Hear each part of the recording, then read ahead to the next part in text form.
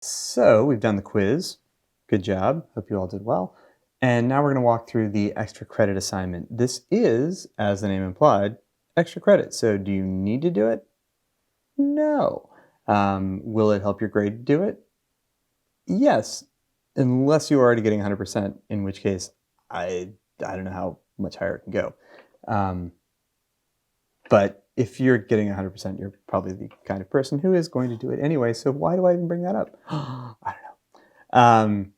All right, so let's go ahead and open this up. If we go to week 12 sample files, here are my demo files. You should use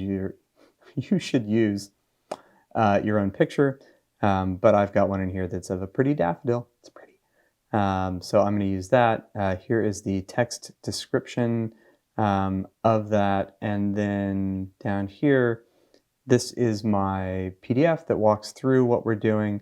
So take a look at that. It should recapitulate all the things that I'm saying to you here and do it in a smaller form that you can pick up and print out and put in your pocket or whatever, and also which does not take as long to go through as a video does. So that's the PDF. There's a sample file, which I will open in a sec. Let's walk through the assignment description. So assignment XC, extra credit, pretty paintings you can sell, make money, do it. Ain't nobody else making money, might as well be you. We'll work with some more illustrator-y, not in the sense of Adobe Illustrator, but in the sense of illustration, brushwork styles for this assignment. Find or make a photo of something pretty, right? I realize it's a judgment call. Ideally something that has fairly large, consistent pieces of color, right? Something that is not dependent on little teeny tiny detail to make any sense, right? A photograph of, I don't know, a wiring diagram or a jigsaw puzzle. These would be poor choices.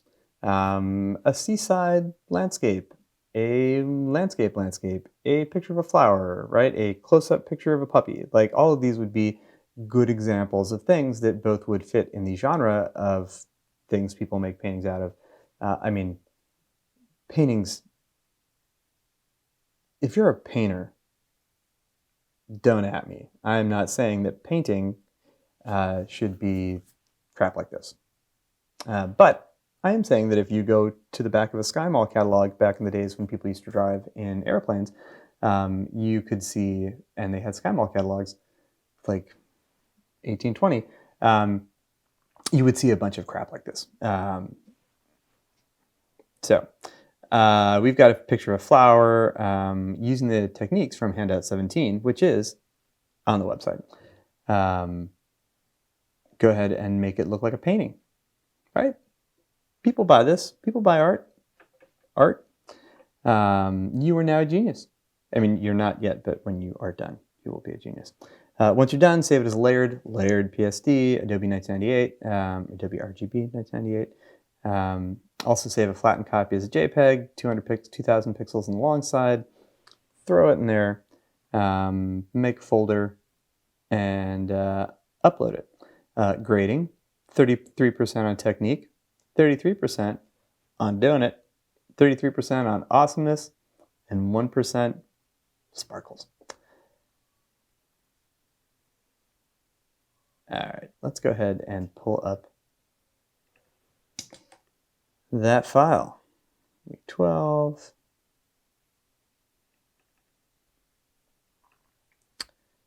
So there is a pretty flower. These are my ones from my computer. Yours will not have the finished PSD on there. Here we go. So here is our magical flower. I'm going to be following along with my own handout so that I do not screw it up and tell you something wrong. So let's zoom in on this a little bit. So it's pretty, oops, it has a polygon on it. Didn't mean to do that. Right, pretty basic. Picture of a flower, out of focus background, big areas of color. That's all great. If we go ahead and jump into this without making a separate layer to work on, we're going to be messing up our sort of background pixels. We don't want to do that. So go ahead and make a new layer. I'm going to call it Painterly Brushstrokes. And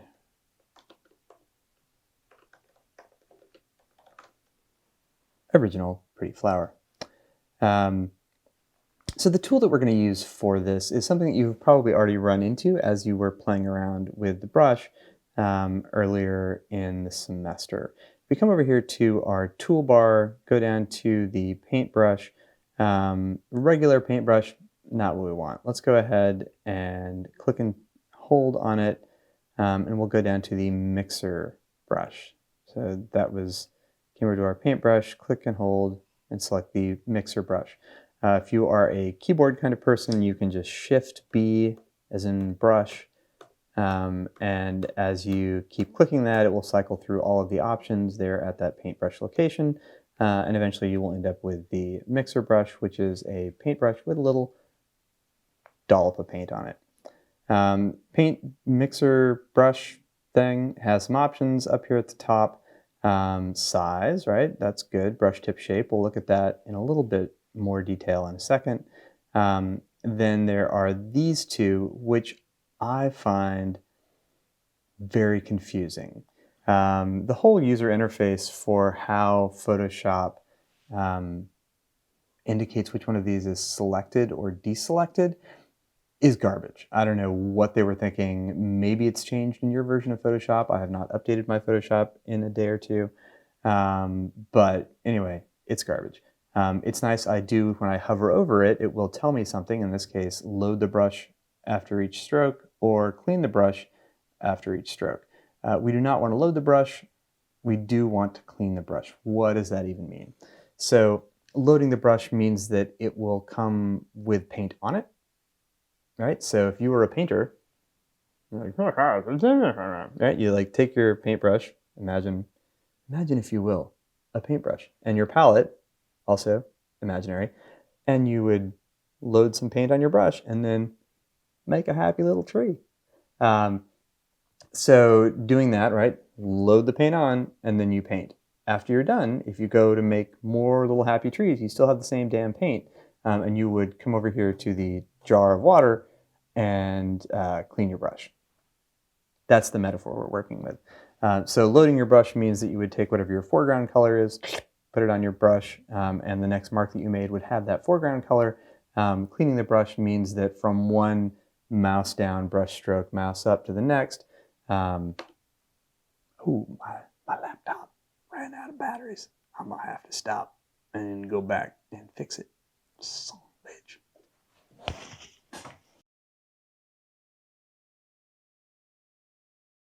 That was exciting. We are back now in Photoshop. I was just metaphorizing about loading paint on palettes and things.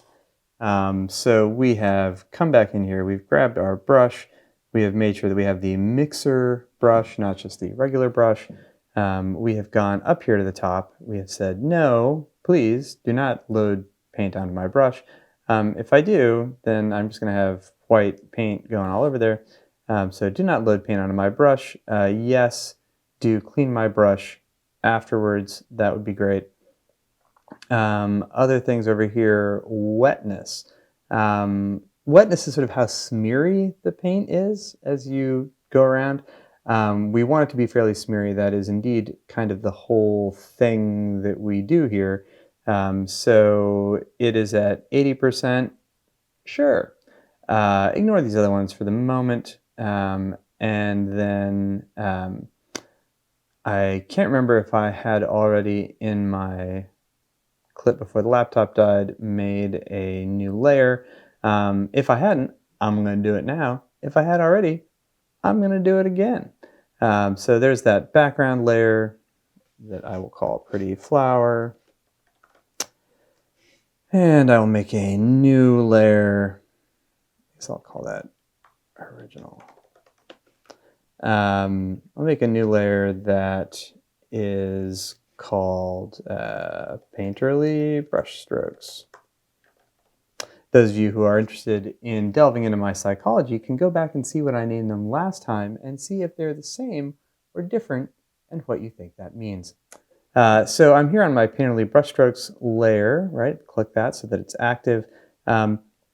This is kind of like when we're doing a spot healing, whatever layer. I need to come up here and say sample all layers, otherwise my brushstrokeness will only happen on this blank layer and there's nothing there, so it will be ineffective, definitely ineffective. So it's going to be pushing paint around. If there is nothing there to push around, then you will have no impact and it will be frustrating. So make sure that you have sample all layers checked. I'm going to come up here and now I want to go ahead and select a cool painty brush. To do that, you can hit F5 on your keyboard or in the contextual menu up here, click on that little folder that will bring up our brush settings palette. And from that, close that back down. What I want to choose is that I want to get a, I can't even remember what they're called, so I'm going to look at my handout because that's what the damn handout's for. I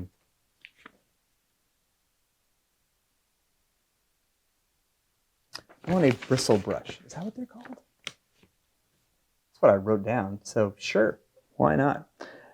When I go through here and look at these brushes, I don't see anything that seems to be like that. If I come up here and click the brushes button, that will bring up the brushes palette. You may not need to do this, right? You may go in here and there may already be a fancy kind of brush in there, in which case more power to you. I'm going to go in here and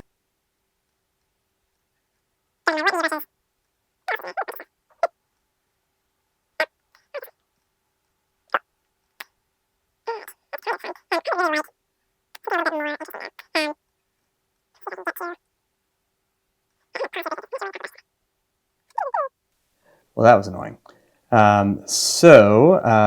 This is what happens when you work on a couple of different versions of Photoshop. If we go, we're back here, we have our mixing brush, whatever it's called, mixer brush. We went to the brush settings. So the problem was that I couldn't get my bristle tips that I was accustomed to, and which I've shown you in the handout. Where'd they go? I don't know. So if we go to brushes, right, that'll pop up this palette here, which still didn't have any. Right? I was metaphorically tearing my hair out. So what we need to do is go into old-timey Photoshop world. If I click over here on this, and there is a thing that says legacy brushes, which is the kind of terminology they use when you bring in your laptop that is 1 year old, and they're like, I'm sorry, it's no longer supported. It's a legacy laptop. You're like, motherfucker. So click on legacy brushes, restore the legacy brushes brush set to the list of brush presets. That is a lot to say. All right, legacy brushes. Yes, friend?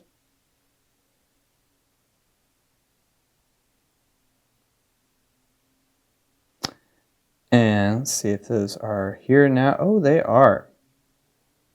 Beautiful. All right. So this is what I'm looking for. So I've done that. I've restored my legacy brushes. They're here in brush settings now, which again is F5, where we got it from clicking on that little folder.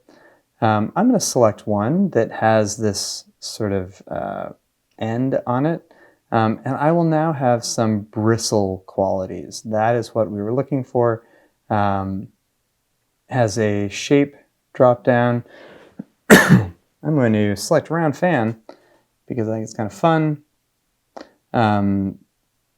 This bristles is how many of them there are. The length is how long they are. You can see that over here in this little animation. If you have a tablet, by the way, this will also respond to how you are holding your stylus.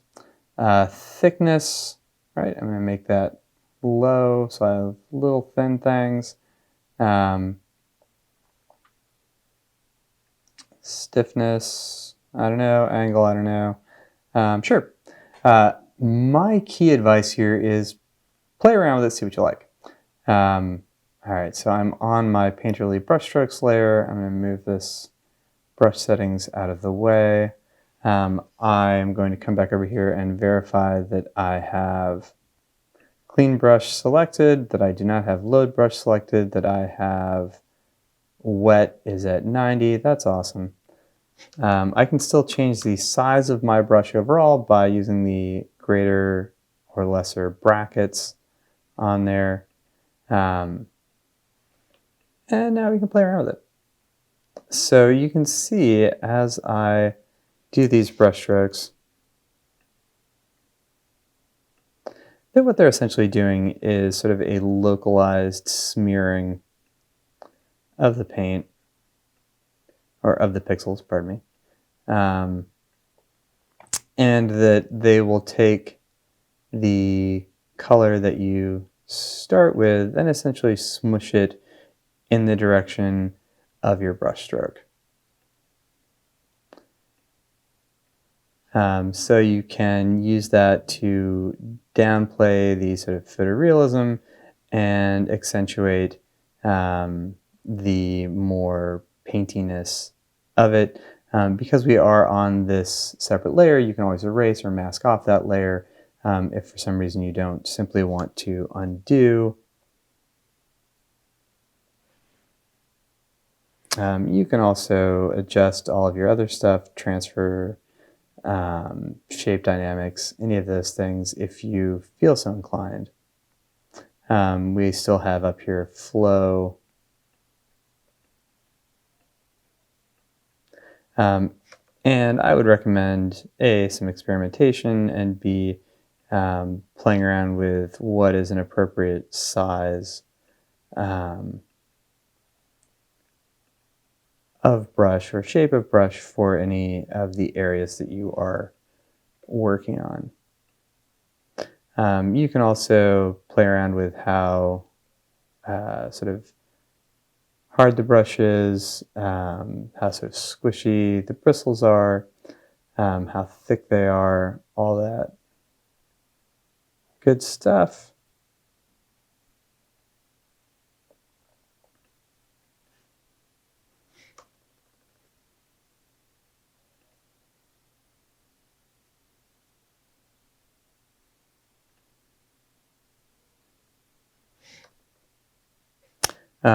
There are also brush pose. You can rotate the brush and tilt it.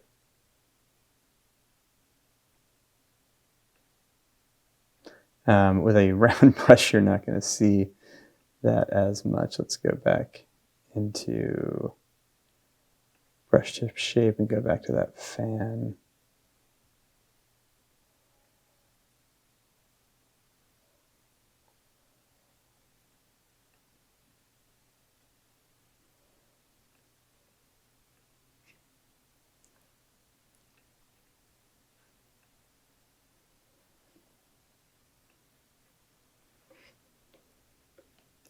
That's getting pretty smeary.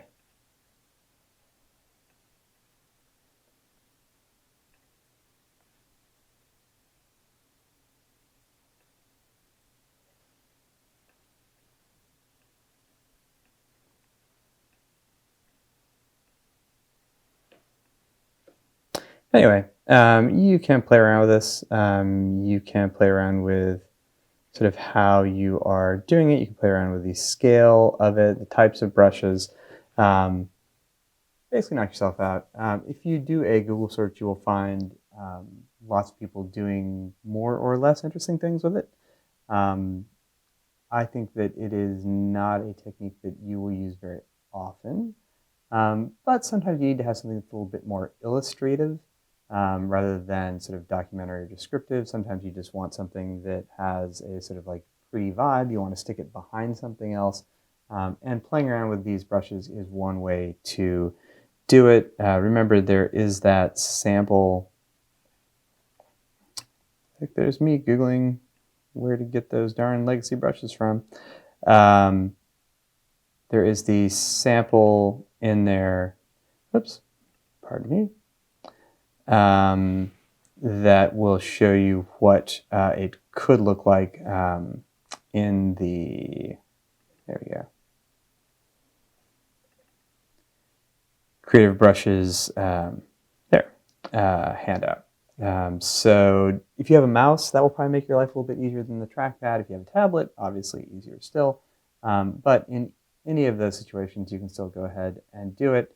Remember to read the assignment description, make sure that you get your stuff on a separate layer, make sure that you have it set to clean your brush after each brush stroke, vary size, play around with the bristles, thickness, length, all of that stuff. And see what you can do. It should be hopefully fun and low stress.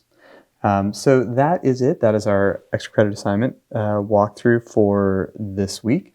Remember to take a look at the assignment description so that you know what it is that you need to specifically turn in. That is, again, sample files miscellaneous, week 12, XC. So there is a layered PSD, full size, flattened copies of JPEG. Give it that name, PSD and JPEG, drop it in. One thing on this, make sure that when you are saving things as PSDs and JPEGs, you are actually saving them as that file format, not just renaming them. That will not work, and it causes consternation on my end of my computer. Cool, that is it. Drop it in there, have a good time, and start thinking about the final exam, and definitely start working on what you need to put together for the project 3. You should have that in pretty good shape for next week so that we can do the test strip file of it. All right, great. Talk to you next week.